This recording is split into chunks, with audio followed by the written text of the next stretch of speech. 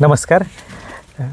आपण आलो आहे तराडी तालुका शहादा जिल्हा नंदुरबार येथील प्रयोगशील शेतकरी माननीय डॉक्टर शिवनाथ रघुनाथ पाटील यांच्या शेतात. सरांनी त्यांच्या शेतात केळीला जिवंत जीवामृताचा प्रयोग केला होता. तर त्या प्रयोगानंतर काय अनुभव आला तर त्यांच्याकडूनच ऐकून घेऊ. सर, काय अनुभव आला? नमस्कार. मी केळीला जिवंत जीवामृतचा उपयोग केलेला आहे आणि 3-4 वेळा मी जिवंत जीवामृत केळीला सोडलेलं आहे. जिवंत जीवामृतमुळे माझ्या मुळ्या हिवाळ्यातही सुरू होत्या, व्यवस्थित वाढ थांबली नव्हती आणि व्यवस्थित वाढ असल्यामुळे निसवड एकसारखी होती. शायनिंग वगैरे एकदम व्यवस्थित आहे. सर, थंडीत चिलिंग वगैरे येतो?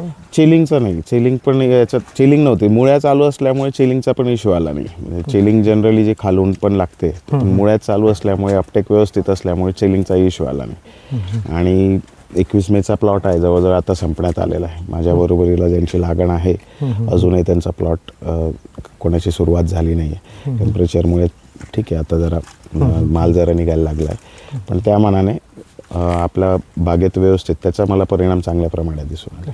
सर, खर्चाचं प्रमाण कमी झालं? खर्च कमीच झाला ॲक्च्युली. शेवटीचा जे वॉटर सोल्युबलचे डोस आहेत आपण जे जनरली देतो निसवड झाल्यानंतर, त्यात मी फक्त आता 3च बॅग सोडलेले आहे सर. 2 पोटॅशियम शोनेट आणि 1 0050 तेवढं जे गेल्या 3 महिन्यात मी सोडलं आहे. त्यानंतर काहीच दिलं नाही आहे.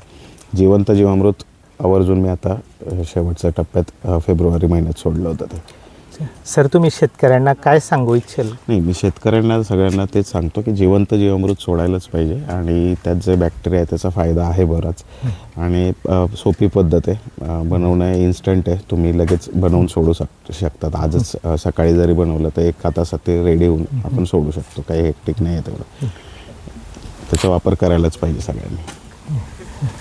थोडक्यात डॉक्टर साहेबांनी सांगितल्याप्रमाणे आपल्याला शेतीतील खर्च कमी करायचा असेल, मुळी चालू ठेवायची असेल, आपल्या बागेतील चिलिंग कमी करायची असेल तर सरांनी जसा जिवंत जीवामृताचा 3 ते 4 वेळेस त्यांच्या केळीला वापर केला तसं आपण पण करू शकतात. ओके, धन्यवाद सर. धन्यवाद.